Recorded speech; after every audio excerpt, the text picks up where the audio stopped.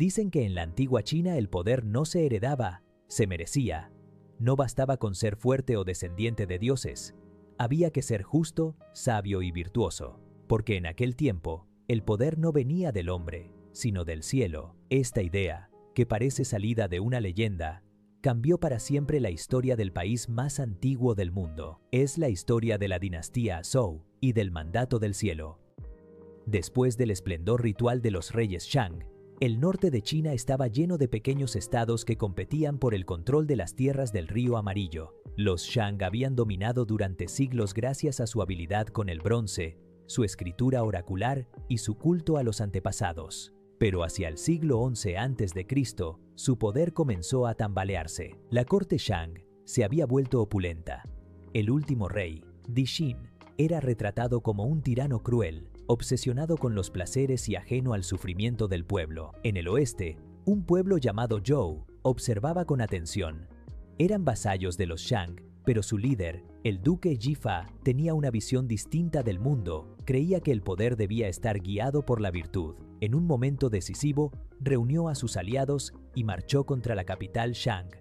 La batalla fue breve pero decisiva. En el campo de Muye, los ejércitos Zhou vencieron a los Shang y fundaron una nueva dinastía. Pero lo más importante no fue la victoria militar, sino la explicación moral que le dieron. Según los Zhou, los Shang habían perdido el favor del cielo, y el cielo, esa fuerza cósmica que regula el orden del mundo, había transferido su mandato a un nuevo gobernante más justo. Así nació una de las ideas más poderosas de toda la historia china, el mandato del cielo. El mandato del cielo, o Tianming, no era una bendición eterna, era un contrato moral entre el cielo y el gobernante. Mientras el rey actuara con rectitud, cuidara del pueblo y mantuviera la armonía, el cielo le otorgaba su respaldo. Pero si abusaba del poder, si la injusticia y el caos dominaban su reino, el cielo podía retirarle ese mandato y concedérselo a otro. De esa manera, las rebeliones y los cambios de dinastía no eran traiciones al orden cósmico, sino parte de él. Era una idea profundamente revolucionaria, porque transformaba el poder en una responsabilidad ética. En palabras de los textos, Zhou, el cielo ve con los ojos del pueblo y escucha con sus oídos. Si el pueblo sufría, el cielo también lo hacía. Si el pueblo se rebelaba, era porque el cielo ya había hablado. Con esta nueva filosofía, los Zhou no solo justificaron su victoria, sino que establecieron el principio político que regiría China durante más de 2000 años. Desde entonces, cada dinastía, desde los Han hasta los Ming, afirmaría gobernar por mandato del cielo, y cada rebelión lo reclamaría también, porque en la mente china, el poder debía tener una raíz moral, y el orden humano debía reflejar el orden del cosmos. Una vez en el poder, los Zhou enfrentaron un desafío monumental: gobernar un territorio vasto y diverso sin una administración central sólida. No existían aún las grandes burocracias imperiales ni los ejércitos permanentes. La solución fue ingeniosa: crear un sistema feudal basado en lazos familiares y obligaciones rituales. El rey Zhou, considerado hijo del cielo, repartía tierras entre sus parientes, aliados y jefes leales. Cada uno se convertía en señor de un pequeño estado,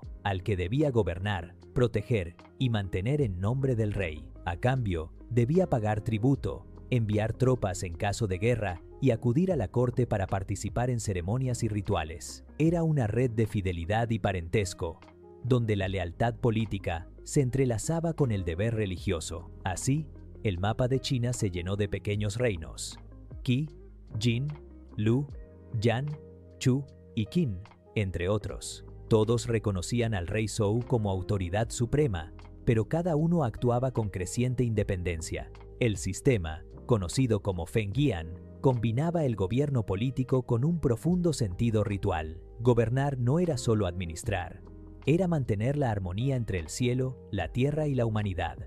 Los Zhou entendían que el orden social debía reflejar el orden cósmico. El rey era el eje del universo, y los nobles sus extensiones terrenales. De esa manera, el poder se distribuía, pero también se legitimaba a través del linaje y la virtud. La vida cotidiana durante la dinastía Zhou estaba profundamente marcada por los rituales. Todo, Desde los sacrificios a los antepasados hasta las ceremonias de coronación, seguía un protocolo estricto. En los templos y altares familiares se ofrecían alimentos, vino y música para honrar a los antepasados, considerados intermediarios entre los vivos y el cielo. Los nobles mantenían genealogías cuidadosas, registrando cada generación para demostrar la pureza de su linaje.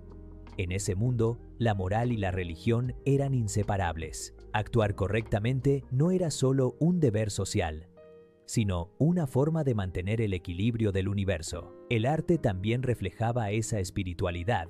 Los bronces rituales alcanzaron una nueva sofisticación. Ya no eran simples objetos de culto, sino verdaderos documentos históricos. En ellos se grababan inscripciones que conmemoraban victorias, alianzas y pactos de lealtad. Algunos vasos de bronce narran incluso las palabras del rey Zhou durante los rituales de investidura, convirtiéndose en las primeras formas de escritura política en la historia de China. Estos objetos eran símbolos de poder, pero también de memoria.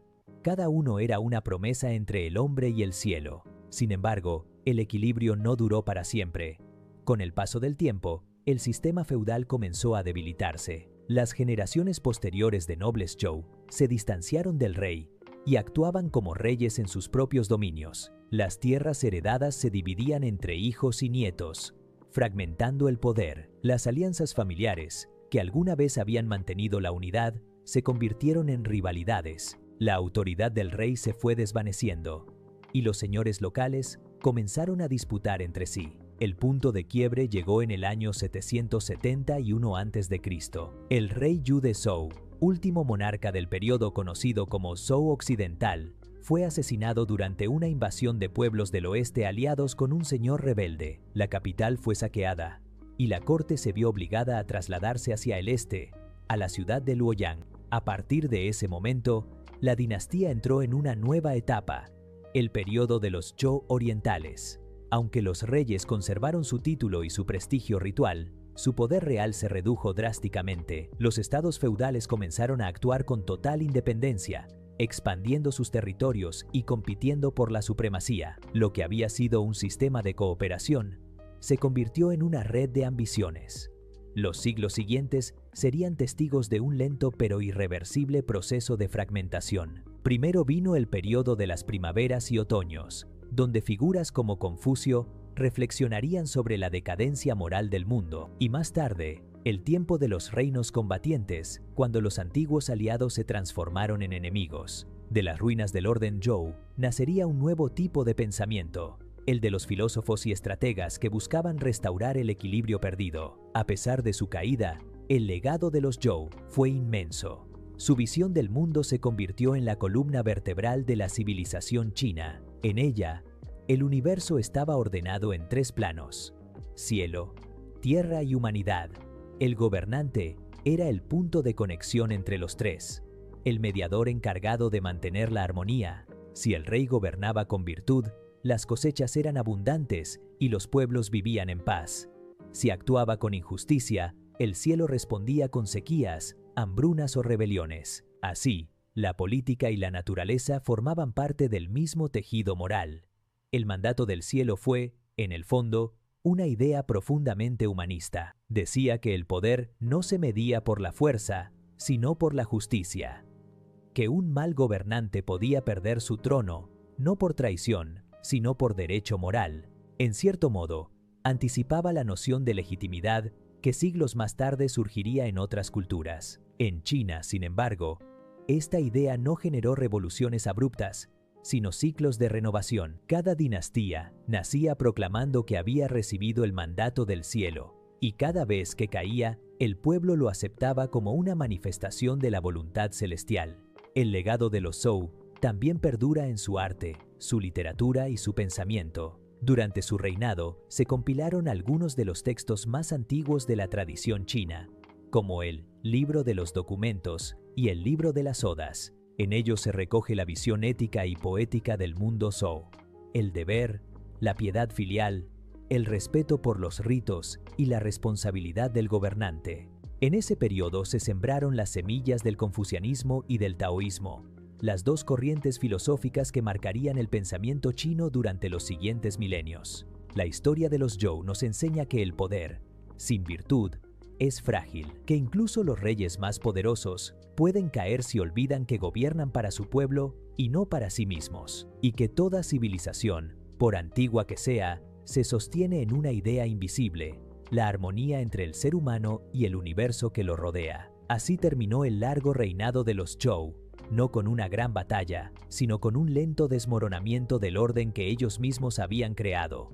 Pero su huella perduró. Su concepto del mandato del cielo siguió guiando el pensamiento político de China durante más de 2000 años. Aún hoy, muchos historiadores consideran que la legitimidad moral de un gobierno en China, incluso en la era moderna, tiene ecos de esa misma idea ancestral. El poder debe estar justificado por el bien común. En el capítulo anterior conocimos a los reyes Shang y su fascinante mundo de bronces, oráculos y sacrificios. Con los Zhou, la religión se transformó en moral y el poder en virtud, pero ese orden, basado en la lealtad y los lazos familiares, no resistiría la ambición de los siglos. En el próximo capítulo, veremos cómo la nobleza Zhou se enfrentó entre sí en una época de guerras, estrategias y sabiduría, un tiempo en el que los filósofos intentaron restaurar la armonía perdida y los generales buscaron conquistarla por la fuerza.